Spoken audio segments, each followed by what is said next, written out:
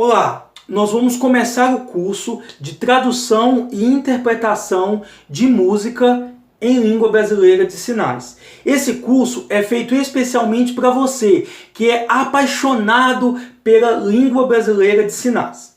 Vamos começar. Na aula de hoje, nós vamos falar sobre bases da tradução em seus contextos. Nós vamos ver isso de uma forma bem detalhada. Por isso, pegue sua caneta, pegue o seu caderninho e anote tudo o que será dito.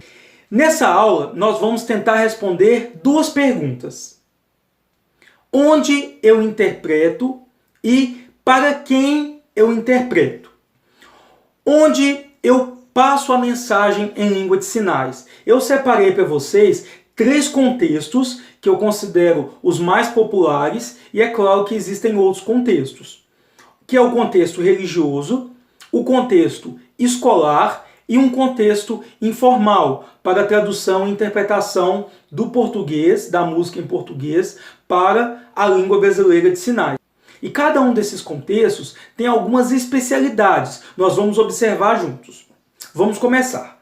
O contexto religioso, nós temos que tomar cuidado para não confundirmos a linguagem bíblica com as figuras de linguagem de uma língua específica, porque nos é aconselhado que nos processos de tradução e interpretação, as coisas que são próprias da língua portuguesa e da cultura ouvinte, nós transmitimos o sentido. Por exemplo, o homem caiu do cavalo. Não basta eu sinalizar cavalo, fazer um classificador, sinalizar homem sentado e falar que ele caiu. Usei classificador, usei a gramática toda bonitinha, só que esse sentido, quando é passado para o surdo fica em dúvida, porque essa é uma expressão da língua portuguesa, não é uma expressão da língua brasileira de sinais. Você deve passar esse sentido. O homem foi prejudicado, o homem saiu triste da situação, ele tomou algum prejuízo, isso que nós devemos transmitir quando nós pensamos em uma tradução cultural e uma tradução de sentido para a pessoa surda. E aí que mora o perigo. Porque no contexto religioso nós temos uma linguagem bíblica. Por exemplo, Jesus é o cordeiro. As 2 mãos em U, girando. Cordeiro. Isso não é simplesmente uma expressão de uma língua, mas sim de uma linguagem bíblica. Porque nos Estados Unidos, no Brasil e no Japão, Jesus continua sendo o cordeiro. Então, essa que não é expressão idiomática em si, é uma expressão bíblica, de uma cultura bíblica, nós passamos para o surdo. Agora, as expressões mais idiomáticas da língua portuguesa, nós vamos tentar mudá-la para que o surdo possa entender dentro do seu contexto, que é a língua brasileira de sinais. Então, eu aconselho aos intérpretes religiosos tomarem cuidado e sempre se lembrarem, por exemplo, às vezes determinado pregador, quando ele vai assumir, falar da Bíblia ou fazer alguma menção, ele se apoia na música, ele fala como nós acabamos de cantar, isso, e ele acaba trazendo o sentido do que foi cantado. Então, se na música tem algumas figuras de linguagem, algumas coisas próprias às vezes do português, mas que tem um sentido que pode transcender, e você sabe que esse pregador ele acaba dando explicações, você é um intérprete que às vezes já está há 47 anos na igreja, interpretando, conhece o culto, conhece o pregador e tudo mais, você pode optar por manter essas questões idiomáticas, por mais que o surdo no momento não entenda, porque você sabe que posteriormente o pregador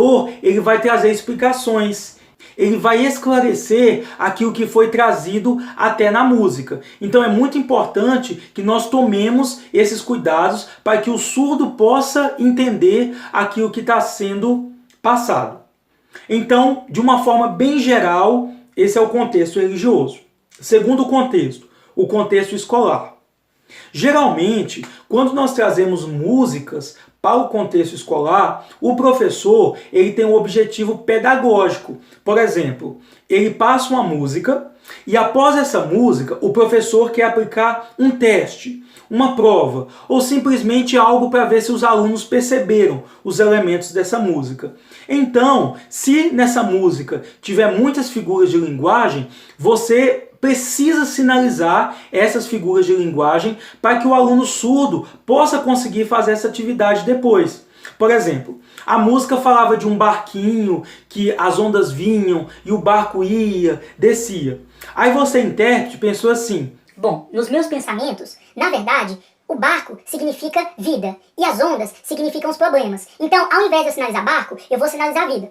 E você, em toda a interpretação, nem fala para o surdo que tem um barco na música, só sinaliza que tem vida.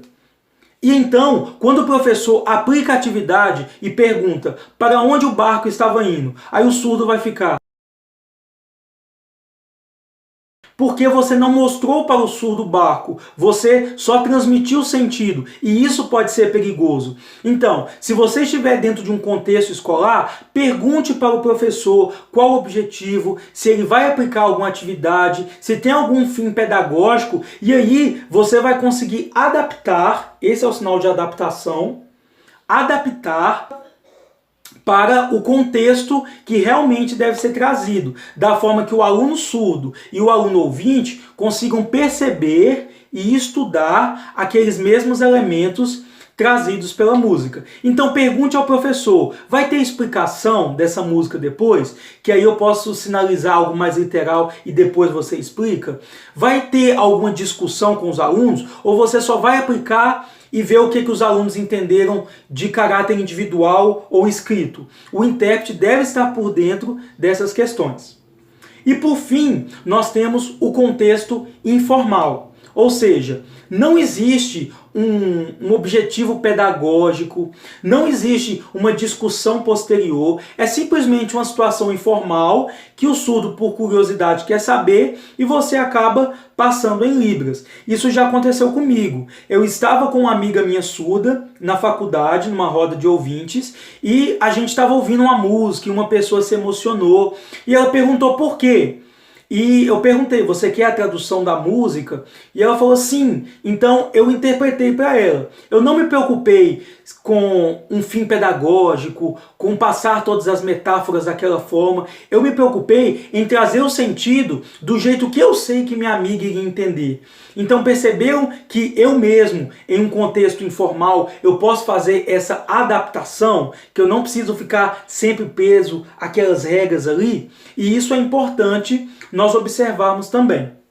Isso pressupõe uma maior liberdade na interpretação. Isso pressupõe uma maior liberdade do seu jeito de interpretar. E com esses três elementos, nós respondemos a pergunta: onde interpreto? O que eu devo fazer nesses contextos? E então, nós vamos à segunda pergunta: para quem eu interpreto? Nós podemos perceber que existe uma clara diferença entre uma criança, um jovem universitário, um adulto, um senhor de mais idade. Vocês vão concordar comigo que uma criança de 7 anos tem um vocabulário e uma visão de mundo diferente de um jovem de 18 anos. E eu usar a mesma interpretação para eles é algo que não seria muito comunicativo, para ser bem eufêmico. Então, quando nós temos uma criança de 7 anos, na própria língua portuguesa, nós conseguimos adaptar a nossa fala, o nosso discurso, para que ela receba bem. Quando nós falamos com um jovem de 18 anos, na língua portuguesa, nós também adaptamos o nosso discurso nas línguas de sinais dessa forma. Uma dica que eu posso dar é que para crianças, você pode explorar bastante os classificadores. Nós vamos ter algumas aulas sobre isso, podem ficar tranquilos.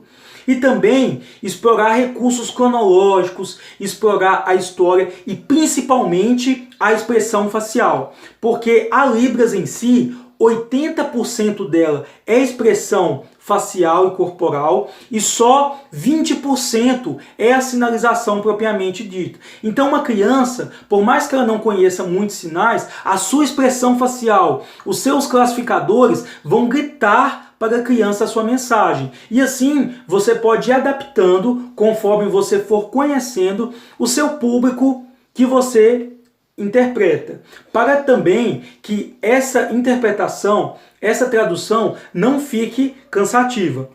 Eu vou deixar aqui na descrição do vídeo um vídeo sobre tradução correta como material complementar e também um vídeo do Anderson Freire, onde eu faço a tradução da música Raridade.